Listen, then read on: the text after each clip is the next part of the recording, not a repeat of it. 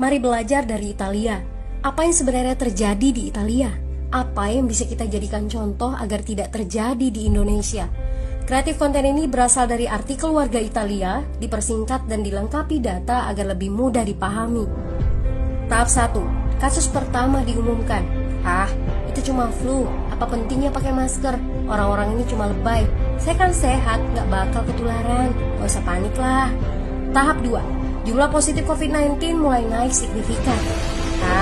Cuma beberapa yang kena. Yang meninggal pun hanya orang-orang tua saja yang memang udah punya penyakit.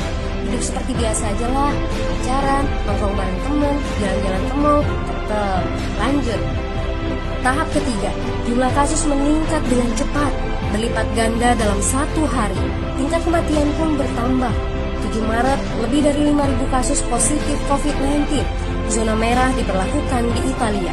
Wilayah yang dikarantina hampir 25% dari luas Italia.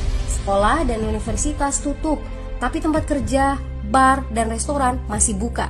Sementara itu, 75% wilayah lain masih menganggap enteng COVID-19. Anjuran mencuci tangan ada di mana-mana, tapi sekadar anjuran dan tak banyak yang melakukan. Tahap 4. Jumlah kasus meningkat pesat. Sekolah dan universitas ditutup selama sebulan. Darurat nasional pun diberlakukan. Rumah sakit menambah kapasitas, seluruh kamar dibersihkan untuk memberi ruang bagi pasien COVID-19. Tapi tak ada cukup dokter dan perawat. Ada terlalu banyak kasus pneumonia, terlalu banyak pasien perlu ICU, tapi ruangannya sudah habis, ventilator habis. Pada titik ini seperti kondisi dalam perang. Dokter harus memilih siapa yang akan diobati berdasarkan peluang bertahan hidup. Itu berarti pasien lanjut usia dan punya penyakit bawaan seperti hipertensi, diabetes, stroke tidak masuk prioritas karena tidak ada lagi ruang. Sistem layanan kesehatan seketika runtuh. Tahap 5. 9 Maret mencapai lebih dari 9.000 kasus. Seluruh kota Italia lockdown. Orang-orang bisa pergi hanya untuk keperluan darurat dan dalam pengawasan ketat. Semua bisnis masih dibuka karena jika tidak, ekonomi akan runtuh. Itu kebijakan pemerintah. Mulai ada ketakutan, orang-orang mulai memakai masker dan sarung tangan. Tapi tetap saja, ada anak-anak yang merasa jagoan, masih ingin uji nyali. Pergi ke restoran rame-rame, hangout bareng, minum-minum, dan lain sebagainya. Tahap 6. 2 hari kemudian pemerintah Italia berubah pikiran. Semua bisnis harus tutup. Bar, restoran, pusat perbelanjaan, semua jenis toko, kecuali supermarket dan apotek.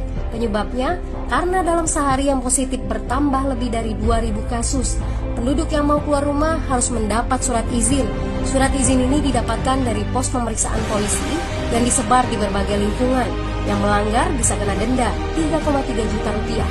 Bagi pasien positif yang tidak mau mengkarantina diri, bakal dituntut dengan pasal pembunuhan, hukuman 1-12 tahun penjara.